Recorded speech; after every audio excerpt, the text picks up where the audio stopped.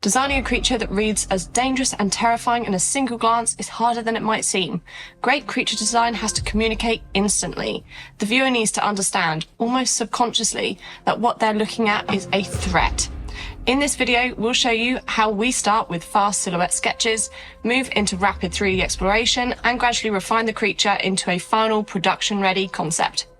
My name is Ellie Cooper, and I'm the art director here at Athena Productions, a concept art and game art outsourcing studio. Before we break down the process, here's the final creature design we arrived at. This monster was created for our Halloween special, designed to feel unsettling at first glance with long spider-like limbs and an insectoid face that leans into some of the very primal fears that people already have. As we go through the process, you'll start to see how many of those final design decisions were actually shaped much earlier than you might expect. Now let's rewind and show you how we arrived at this design. And before we jump in, if you like this kind of breakdown and you found it helpful or interesting, please subscribe and leave a comment. It helps us understand what kind of content you'd like to see more of from our team at Athena Productions. So let's get started. Every project in our studio starts with a clear and structured brief. The brief acts as a foundation for the art team. It communicates the goals of the project, the creative direction, and any practical constraints that we need to consider. When designing creatures, we usually start by asking a few key questions, such as what is the creature's purpose in the story or the game? What emotional reaction should the audience feel? What is it capable of doing? What are its characteristics? And who is the target audience? And also, are there any technical constraints from the 3D or game team that we need to consider? Answering these questions like these early on helps us to focus the research phase and prevents the design from drifting aimlessly. And a good brief doesn't just define boundaries, it also acts as inspiration. It helps the artist understand what success looks like, while still leaving room for creative exploration. For this project, we knew very early that the creature needed to be deeply unsettling. One powerful approach in creature design is to lean on real-world fears. Humans are wired to respond strongly to certain shapes and animals, spiders being a great example. When a design taps into something people are already instinctively afraid of, it gives you a huge head start in making the creature feel threatening. Start with something that already triggers a natural reaction, exaggerate it, distort it, and suddenly the design becomes that much more impactful. Once the brief is clear and the artists have had a chance to ask questions, we begin exploring ideas. At this stage, we focus on the big picture, starting with quick black and white silhouette sketches. This part is critical because changing a silhouette takes seconds here, but it can take hours or even days once a model is fully built. In many ways, this stage quietly determines whether the final design will succeed or struggle.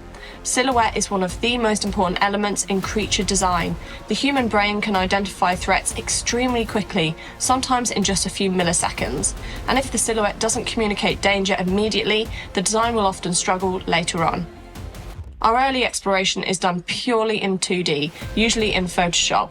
This lets us work quickly and iterate freely without worrying about details too early.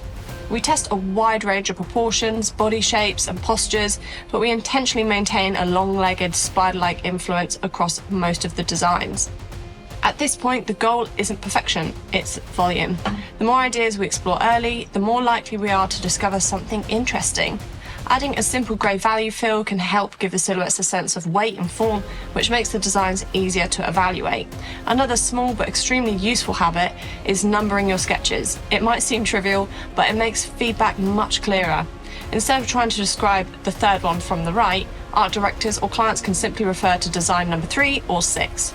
We also include a simple human scale reference.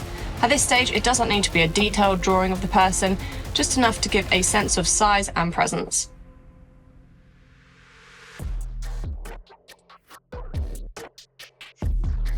After exploring several silhouettes, we narrow the selection down to 1 or 2 promising directions and move into quick 3D explorations in ZBrush. The goal here isn't to create a polished sculpt yet. It's simply to explore form, volume, and silhouette in a more dimensional way. A common technique is to start with a base mesh, in this instance a human base mesh. Using tools like Dynamesh and the clay build-up brush, we can quickly reshape the body and build out the creature's structure. Speed matters a lot for concept artists, so we often rely on existing resources where it makes sense. For example, sculpting complex spider-like legs from scratch would take a large amount of time during early exploration. Instead, we can use an IMM brush to quickly add in the legs and focus our attention on the overall design. Brush packs like these can be found on platforms such as ArtStation or Gumroad and can be incredibly useful for things like teeth, eyes, or even mechanical parts. Using tools like this isn't about cutting corners, it's about keeping the creative momentum moving forward. Within ZBrush, we typically use brushes like Clay Buildup, Move, and Dam Standard to quickly define the creature's forms and surface details. Another helpful practice is occasionally changing the lighting on the sculpt. Lighting can dramatically change how forms read, so testing it early can reveal shapes that might otherwise get lost. And if you already know roughly how the creature will be lit in your final scene, this can help you understand which forms will be emphasized and which will fall into shadow. During this stage, we also explore variations, experimenting with different body structures, head shapes, and proportions. For example, should the creature have something closer to a human torso, or should the body structure feel more crab-like or insectoid?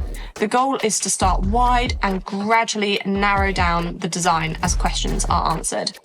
Concept art is often about moving quickly and trying many ideas, rather than spending too long refining in the wrong direction. Once we've developed several options, we bring them into Blender for quick renders. Then we arrange them onto a presentation sheet so the client can easily compare them side by side. Clear presentation at this stage is just as important as the designs themselves. Sometimes one design is very clearly the strongest option. Other times the final concept becomes a mishmash combination of the best elements from multiple designs.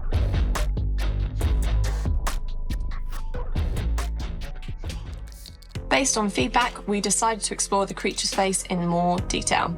The face is usually the focal point of the design.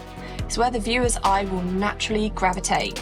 If the face isn't compelling, the creature can lose a lot of its personality, and so we return to ZBrush and begin refining the facial structure with more attention to detail.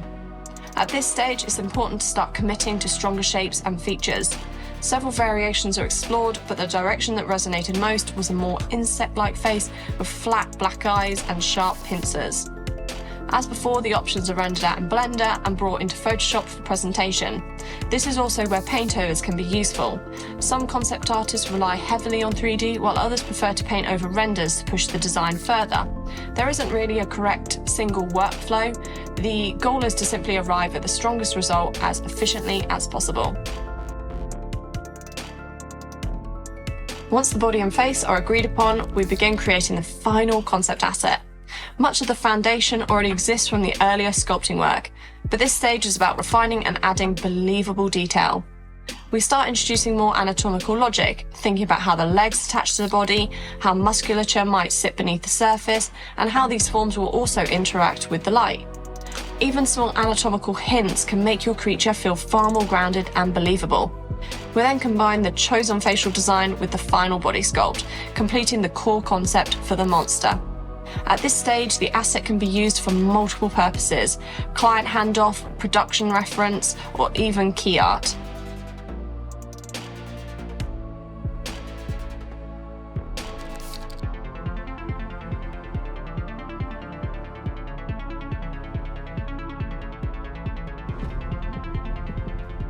For the final artwork, we knew the creature would appear alongside its offspring. Rather than simply scaling the monster down, we designed smaller variations that still clearly relate to the main creature, or hinting at what they'll eventually grow into. This helps the audience immediately understand the relationship between the creatures. It also adds another layer of storytelling to the final image.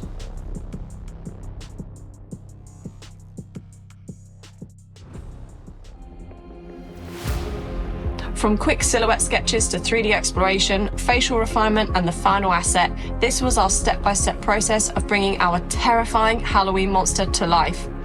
Every stage matters, from speed in early sketches to thoughtful detail in the final sculpt. If you found this breakdown useful, leave a comment and let us know what kind of designs you'd like to see next. Don't forget to subscribe to the channel to watch more behind the scenes of our work here at Athena Productions. See you next time.